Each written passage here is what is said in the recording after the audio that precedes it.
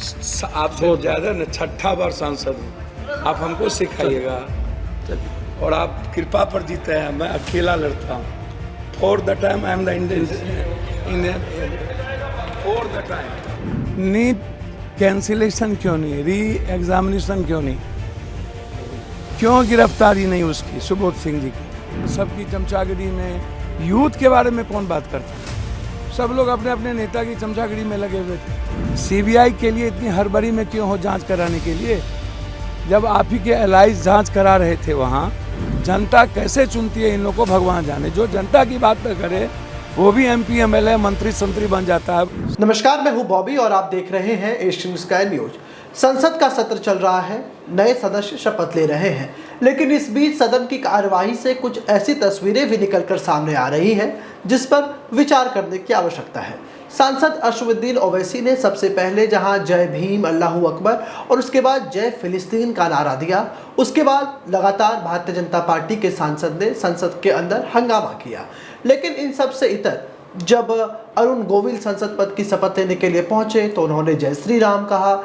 जब मथुरा से सांसद हेमा मालिनी शपथ लेने के लिए गई तो उन्होंने जय श्री कृष्णा कहा। तो ऐसे तमाम लोग संसद में जो निर्वाचित होकर के आए हैं, जब वो अपनी शपथ के लिए पहुंचे तो अलग अलग अपनी तरीके से अपनी बात रखी। राहुल गांधी ने जय संविधान कहा, अखिलेश यादव ने जय संविधान कहा, लेकिन इन सब से इतर जो मूल बातें होनी चाहिए वो गायब दिखी। लेकिन बिहार के पूर्णिया से निर्दलीय चुनाव जीते पप्पू यादव ने यहाँ लोगों का दिल जीत लिया। जब पप्पू यादव शपथ ग्रहण के लिए पहुंचे तो उन्होंने एक टी शर्ट पहनी थी और वो टी शर्ट था #रीनीट का। पप्पू यादव ने पहले अपना शपथ पूरा किया और उसके बाद रीनीट को लेकर के अपनी बातें रखी।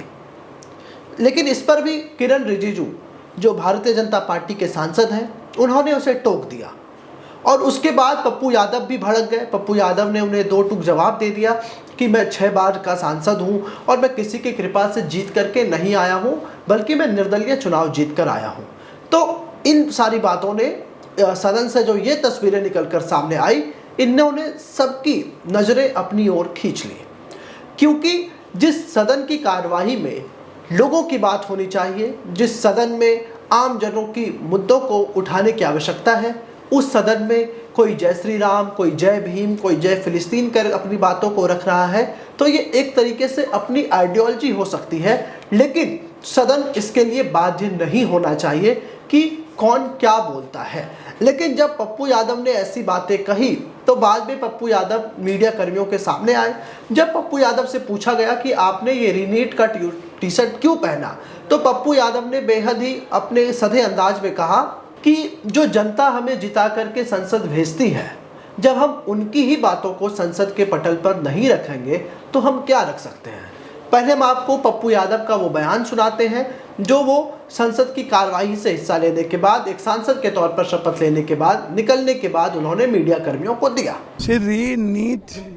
नीट कैंसिलेशन क्यों नहीं, री एग्जामिनेशन क्यों नहीं, क्यों गिरफ्तारी नहीं उसकी, सुबोध सिंह जी की?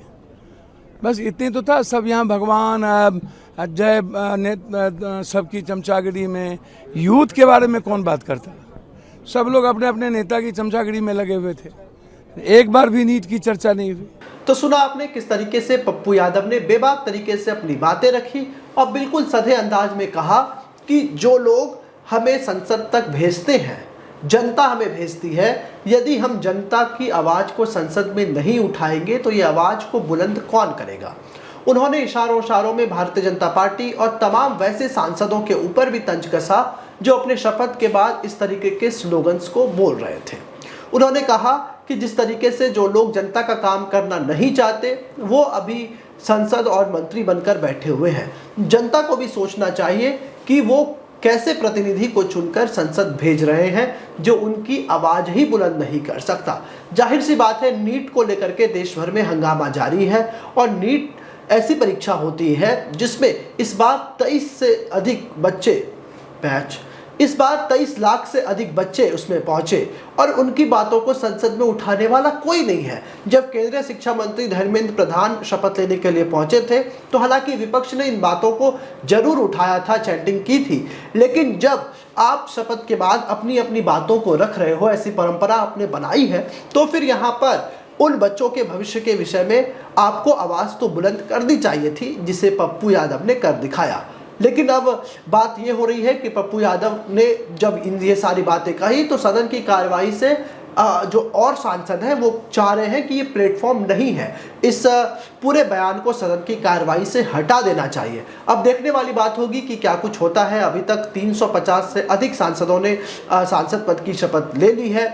लोकसभा के स्पीकर और डिप्टी स्पीकर का भी चुनाव होना है, तो ऐसे में सदन में गहमा गहमी तो जरूर है, लेकिन उसके बाद जब सुचारू रूप से सदन की कार्रवाई शुरू होती है तो फिर कौन से मुद्दे उठते हैं और किस मुद्दे पर बवाल होता है, ये देखना काफ़ी दिलचस्प रहेगा। तो फिलहाल इस वीडियो में इतना ही। ऐसे ही तमाम खबरों के लिए आप हमारे साथ जुड़े रहें। हमारे YouTube चैनल को सब्सक्राइब करें, फेसबुक पर हमें फॉलो करना ना भूलें।